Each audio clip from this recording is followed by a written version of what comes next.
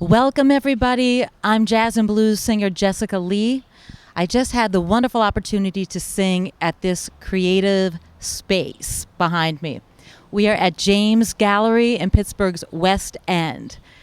Here's the front door, and there's a special little message right next to the front door. We're going to read it. Welcome, come in and see what's up. So let's go meet James, the owner.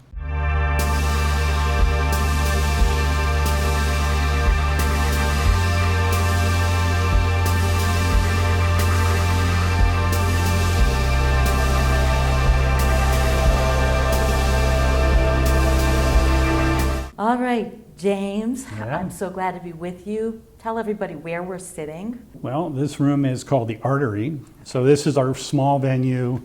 We show one-person exhibits in here, sometimes just a small grouping of paintings or pieces. We do presentations in here. It's a little more intimate. We are in the West End Village, which is only about a mile and a half from the point of Pittsburgh. We've been here 16 years, and we moved here from Dormont. We were there for 27 years. So really it's a 44-year quest to expose what we think is great artwork to the Pittsburgh region. Yeah. Okay, so James Gallery, was that the name when it was back in Dormont as It well? was, Did you keep yeah. the same name and the same brand for Well, 40 originally, years? Yeah. originally it was called James Frames. Okay. I was 22. I think it lasted 5 years at that. I was a sole owner and operator of a small little frame shop on Potomac Avenue. Enjoyed the work, enjoyed the community, and then 5 years later we expanded to the corner of Potomac and West Liberty, and at that point became James Gallery. Okay. So I think I don't want to say bored, but I wanted to do something else. So we had a space that we could show art that was pretty good. Okay. So take us way back. Why did you decide to get into the framing business in the first place, the art business, visual art in the first place? Take us way back when you were young. Was this always a passion of yours, visual art? My dad was a designer, Okay. so I kind of had a visual sense from him. I always had a little bit of an artistic bent, but actually I trained as a musician. So I studied at CMU. I wanted to be a singer, and And you are a singer. well, at times, At times. when my voice lets me, I do that. Yeah. Not often though, so it's a rarity. And I think having traveled a little bit in the music world and knowing what that was about, I decided I would do another path. It's a really hard road, and I actually at 14 years old, I had the privilege of working in a great frame shop in Mount Lebanon. And I loved the work, and actually pretty much after leaving music school decided that that would be the business I'd want to go into. Wow, that's great. So that's kind of when I started. I started framing pictures at 14, believe it or not. So I've been doing it a really long time. Yeah, yeah. Talk a little bit about the art that you have been presenting for 40 plus years. How has that changed, the types of artists who you represent and all of that? Tell us about how you started up and how that's evolved over time for you. Well, I mean, it started, I think, having the space to present artwork in originally was the start. So once we redeveloped a really good space, we kind of realized that, you know, we needed to fill it with artwork. And I think for the time, we mostly dealt with prints and pieces that we had access to. We didn't work too much directly with artists, but we bought prints through purveyors from France or Europe or LA and New York. And you know, as we developed our business, I think one of the joys I have in what I do is that I work directly with artists. So we show mostly living artists, and we've developed this long-term relationship with them. So we see their evolvement, you know, how they evolve, their styles, their abilities, and we've hopefully helped them evolve their career. The connections that you have with various artists, they're international. Your artists, yes, not just from the States? I would say mostly regional Okay. and national. And national. Like I said, we do have some relationships with international artists, but for the most part, we focus first here, and then we branch out. Yeah. how did you develop those relationships over time? I mean, you began as a framer, Right. and you developed a number of relationships, because the show that's showing right now has how many artists There's 28 artists in this show. in this current show? That's a Right, it's lot. called Multiplicity. Yeah. It runs till June 29th. And it was just kind of the wish to have all of them together in one space. So there wasn't a theme, there was no real thread that brought everyone together in an artistic way. We hope we arranged it in a way that was very acceptable, but it was a difficult show to hang because it was so diverse. And the question actually was about how did we develop those relationships early on. Well, 44 years really pays. Yeah. So when you've had longevity and had good relationships with artists for a long time, if you do a good job for an artist, they tell other artists what you're doing. So, you know, a lot of the artists that we represent have found us Okay. through the network of the artists that they know and that we represent or that we've had some contact with. Right, right. So James Gallery, the space itself, you have how many different rooms within the current James Gallery in the West End of Pittsburgh? How many rooms total here? It's big. It's an open space, so when Yeah. you think of rooms, maybe there's 4 or 5 separate spaces. Yes. But our main room is, it's pretty large. I mean, we can do events for 125 In the main in the room main alone. in the main room. And we'll explore some of the other spaces at the end of the show, because you have a beautiful patio and you have other interesting spaces, indoor and outdoor here. Talk a little bit about the types of shows that you've had in the past, the types of shows you like to present, and how often do you have new shows? So when people think about coming to James Gallery to see new art, how often are you putting out something new, and how do they think about that and learn about that? Most of the time, we have hanging most of what we would consider our stable artists. So if we're not doing a specific exhibit, which usually runs about 6 weeks, we're showing as many of the artists as we can, highlighting some different times of year. So we represent, you know, close to 40 artists that are really exclusively James Gallery artists within 100 miles of Pittsburgh. Okay. Okay, so we show them, we give them the space as much as we can. When we're doing an exhibit, on occasion that is thematic. So let's just say we did a great show a few years ago called Pulp Friction, and it was a show about paper. So it was, you know, pastel on sandpaper, or it was carved paper, or it was cut paper, or it was burned paper, or just many things you could think about to do with paper. It was a fabulous show. Yeah. But it was artists that we went searching for, or some artists led us to other artists. Yeah. So the artist behind me burns paper. That's how Yes. we met him. Yeah. And that's you so have a thematic. nice- It's usually a thematic show. On occasion, we'll have an artist that has enough work to fill the main gallery. We might do 2 artists at one time that we feel have some kind of simpatico. Right, right. Now, you mentioned your music background, Mhm.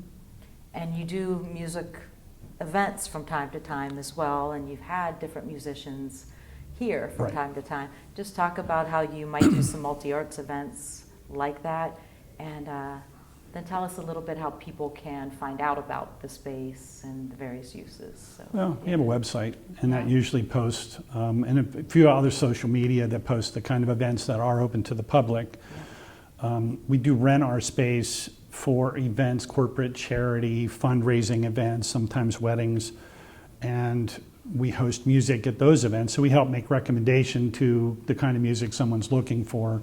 We are very committed to live music in the space, so we have a Steinway here that we try to keep tuned, and it's a pleasure to have someone come in and play a beautiful piano, and the room is really set up acoustically to highlight great acoustic music like piano or guitar or voice, you know. yeah. Having the chance to sing here just a little bit ago when the Rivers Club came and collaborated with you on an event, it is a beautiful space for not only the visual art, but also the music. It sounds great in there. Yeah. Now, this building, tell us a little bit about why you chose this building. What was it before you got here? The front room has amazing natural light, the main space. It but does. How did you find it? What was it? We were lucky. I mean, we came to the West End when it was a ghost town. There was really not much going on. There were a lot of vacancies. It had its day and it needed us. So we decided that we actually, there were two buildings. The main building was originally a horse stable, and we kept some of the charm of that, but we thought we would try to improve it as much as we could. So we, my partner Gail Irwin did the design on the building. She actually did everything when it came to designing the building, and we worked closely with an architect to make sure that our design was legal and was certified, and we had an excellent builder that helped us do this. But this building here really was in terrible shape. Okay. And we thought about tearing it down, actually, and it's such a cool building. It is. So we put a lot of effort into, so the two buildings kind of meet in the center. Behind one's a parking lot, and in front of the other is a garden, where we just put, not too long ago, we put a pizza oven. So we bring in a great pizza maker Dan Cardone makes fabulous pizza for us, and we have a little pizza school.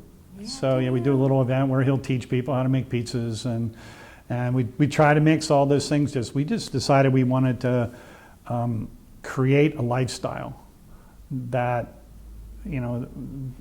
actually we thought we would create a lifestyle, just say that. I mean, there's no reason you can't, so why not? Yeah.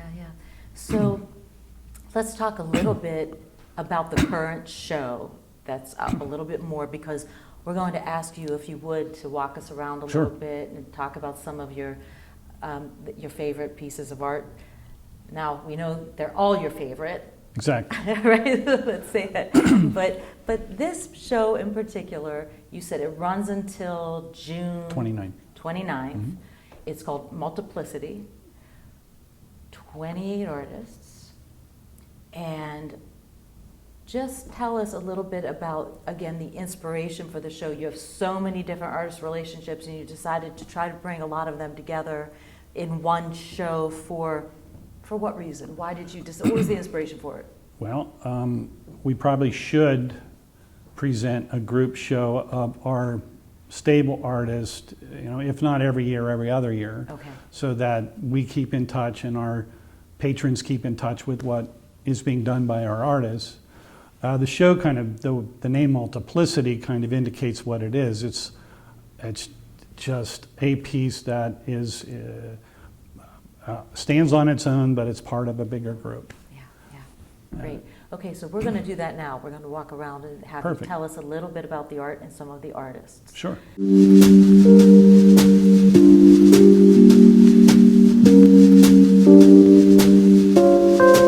This here is a painting by Roland Kula. Roland's from Chicago. It so happened that he walked in our door.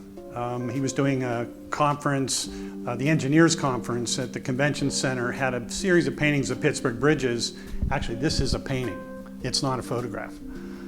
He just walked in the door after the conference was over, asked me if I thought I could find market for his paintings, and I just said immediately, yes, we would love to. We have lots of success with his work. His works are in some really good collections, and he only does bridges. So this is the medium, and this is the style that he works in. This is the work of Paul Chanowski. Paul's an artist that creates work using a flame. In this case, this is on birch plywood, if you can believe it. It's a snow scene, and he's used the grain of the wood beautifully to create snow drifts. He's also used a jeweler's torch, which is a really fine pinpoint flame that he literally can draw with. So this is a fabulous piece. He's literally drawing every leaf and every piece of bark into this piece with a flame. He also works on paper, where he builds up water and uses a bigger flame. The water resists burning the paper, so he has a lot of light and dark. It's just an amazing technique, and I think he's the only one that I know that does it. This piece is by Fred Danziger. Fred's from Philadelphia. Well, he lives in Philadelphia now, teaches at the Art Institute. He is retired, but he literally was born here in Pittsburgh and went to Shaler. So he's a local guy, we'll call him. He's a photorealist, a hyperrealist. He cannot put enough detail into his work. This is a tide pool. It's just an amazing painting. Many layers. There's the layer on top of the water, the layer underneath. It's almost abstract. And he just drafts and illustrates beautifully. And he is really one of the nicest people that I know. He's a great guy. This is a painting by Gil Gorski. Gil's a regional painter. He's a painter that started as a really traditional landscape painter, kind of British in style, and had, I don't want to call it a fault, but he detailed his paintings to the point where he didn't know when to stop. So he came upon a style called pointillism. So this is made up of many, many tiny little dots. And once he covered the whole canvas with a dot, he was done.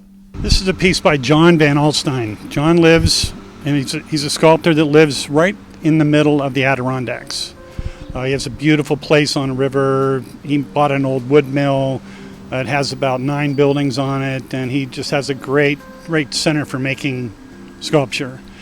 He searches for industrial pieces that are in scrap yards, that the jaws that are tearing those things apart can make interesting shapes, and he reassembles and refabricates. So he had someone actually fabricate this part, but this piece actually came out of scrap and incorporates them all into sculpture, usually with a stone, and that's the reason he moved to the Adirondacks, to be near the quarry that the stone comes from.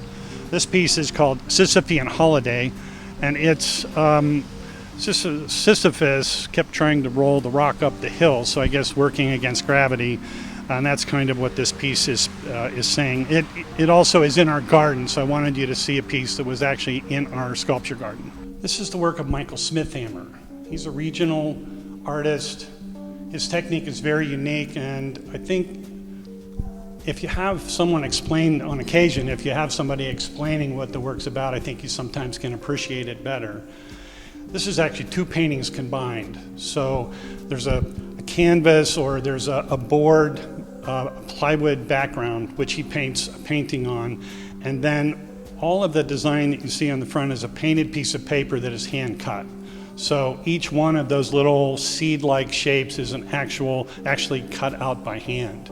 It's amazing what movement, what variations in the color, and how those 2 canvases combine to make a really interesting painting. This is the work of Carrie Side.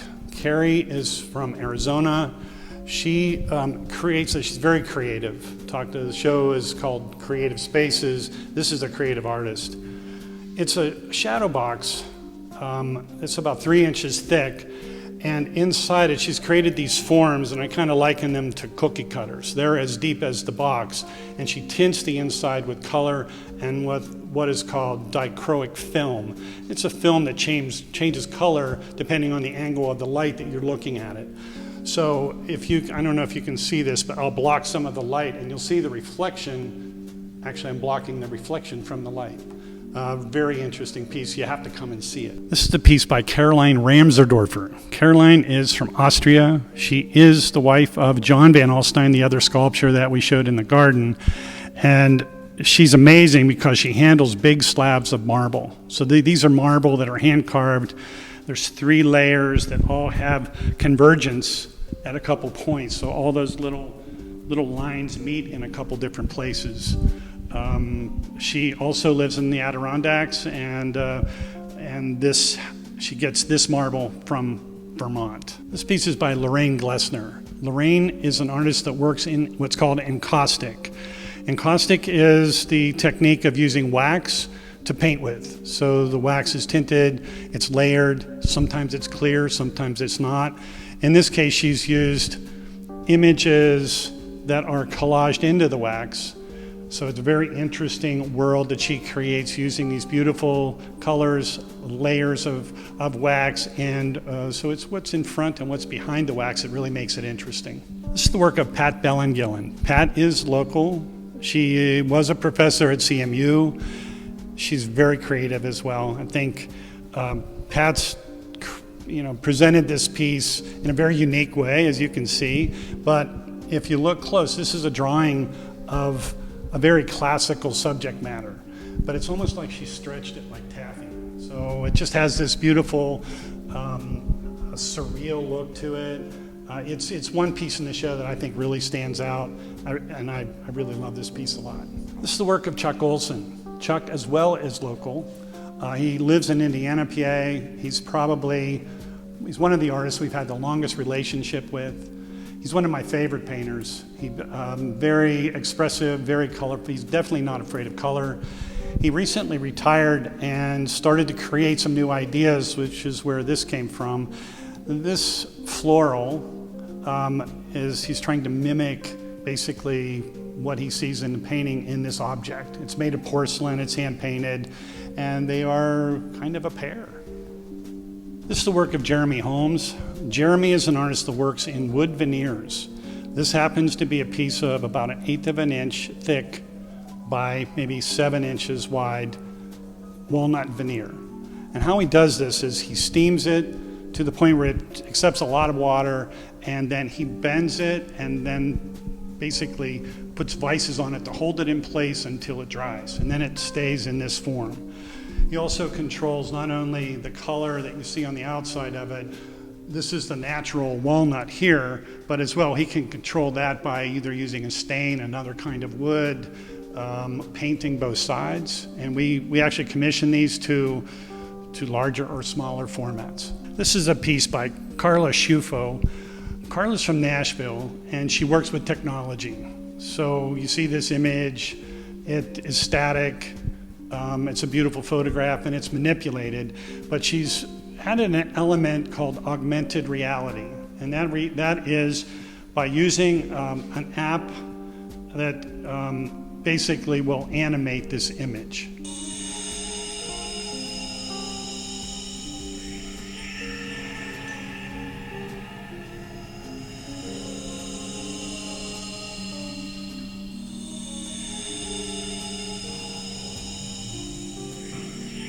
I want to thank Jessica for the opportunity to show the gallery, but the only way really to see it is to come personally and take a look yourself.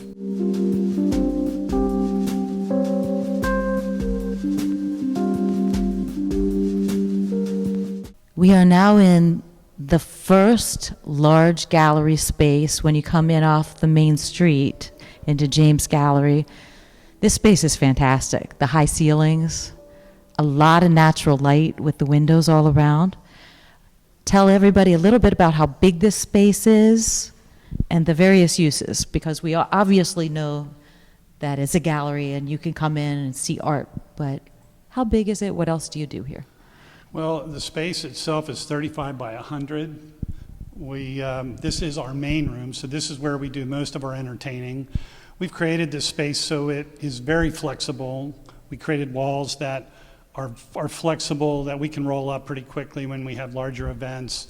Our desks, this is our office as well, so 6 of us work in this space, and our desks can be wheeled out very easily for larger events. Now let's talk about what we have behind us here. How long have you had the piano? The piano's been here about maybe 14 years. 14 years, okay. It's a 1927 M Steinway. Okay. And talk a little bit about the types of musicians who have been here, flowed through over the years. That list, well, I'll start. We really had the pleasure of working with Manchester Craftsman's Guild to bring James Moody here. Wow, yeah. Right before he died. We've had Kenny Blake and Joe McBride and Jessica Lee's been here, to name just a few. Yeah, and I think Sean Jones has been here. Sean Jones has been here a couple times. And a lot of different musicians. So the sound in this room is also very good. It's pretty bright. Yeah. You don't need much amplification. Yeah. And we had the pleasure of bringing Luce DeLute, the great saxophonist, in just a little bit ago, and Joe DeFazio on piano here. And it really is a space that you need to come and experience. All right, we are in you call it Sculpture Garden, the Sculpture Garden at James Gallery. This is magnificent. So in the Sculpture Garden behind us, We've had you talk about several of the sculptures, but do these stay permanently, James, or you switch them up over time, the sculptures here? Some do until they sell. Okay. And some change out. The sculptures here on the left are by Richard Taylor. They're very colorful and kind of whimsical. We use them in gardens. They find homes pretty quickly. The Van Alstyne piece we actually bought for our collection, so we're really happy to have it.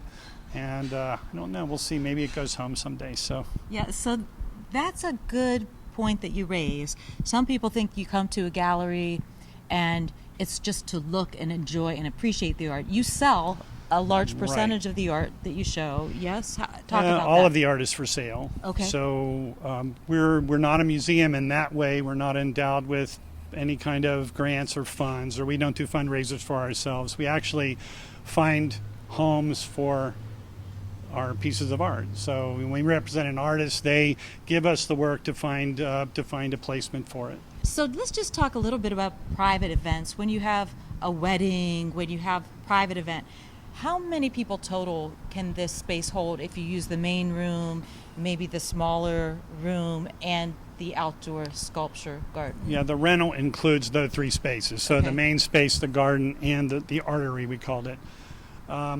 We say our limit's 125 in what's called a roaming event. Okay. So it's not a sit-down dinner. I think we do 65 maybe to 70 max in a sit-down in our main room. Okay. And we actually bring in caterers, and we have a kitchen, so caterers come in and actually use our facility to entertain clients. Yeah, very nice. And have you done music outside as well? It's the best room in the house for music. It is. Actually, it is. Well, especially rock or something a little louder. This is a really good space because the sound it doesn't echo back in. It takes off. Yeah, it's beautiful. And everybody can see Main Street right behind us. Yep. And it's vibrant. It's And becoming more and now more it is. Yeah, there's more and vibrant. more businesses. Yeah. It's been fun to be here. It's a beautiful place. It's quiet. It's really not like the Strip or the South Side in that sense. It's a very nice, quiet neighborhood. We love it here. It's really been a good home. Okay, we are now in a smaller space within James Gallery. Tell us what this is called. It's called the Artery. It's a space that's 25 by 25. This building really by right should have been torn down when we bought it. It was in really rough shape, and we decided to save it. It's got really interesting wood trusses. We literally created the floor in this by raising the trusses all the way through the building. This building also houses our framing shop. The front of James Gallery is this way, so this is directly behind But the that is front actually doors. the front of the framing business. And it's the So, front door for the framing business. Right. And again, that road back there is called Neptune Street. Neptune. Okay, tell us about what's on the walls. So what's on the walls are a collection, really it's been a collection that we worked with a long time, mostly from Europe. So they're original engravings made by hand, and there's some collage work, some sculpture, actually some local work. We have some work right behind me by a local artist. And these are works that are mostly on paper. So their price points are a little bit less. They are collectible, they're limited edition pieces, and it's something that we have done for a long time. Hey everybody, we are behind the main entrance of the James Gallery in the West End of Pittsburgh, and this is 412 Neptune. So you can see the number over the door, and the Frame Foundry here. Just talk a little bit about where you park. Is it easy to come and? Yeah, parking is pretty free and plentiful on the back street. This is how we started. So this is our framing operation. It has its own location, own entrance. So if you wanted anything you wanted to frame, you could pull right up in front, walk right in, and a designer would help you. We're proud of this because this is our legacy. This is where we came from. Yeah, and I want to thank you for showing off this wonderful creative space. You're welcome. And all you've done. So let's just tell everybody goodbye. Bye. And come and see in person, right? Yeah, thank you so much. You're welcome. Yeah, thank you.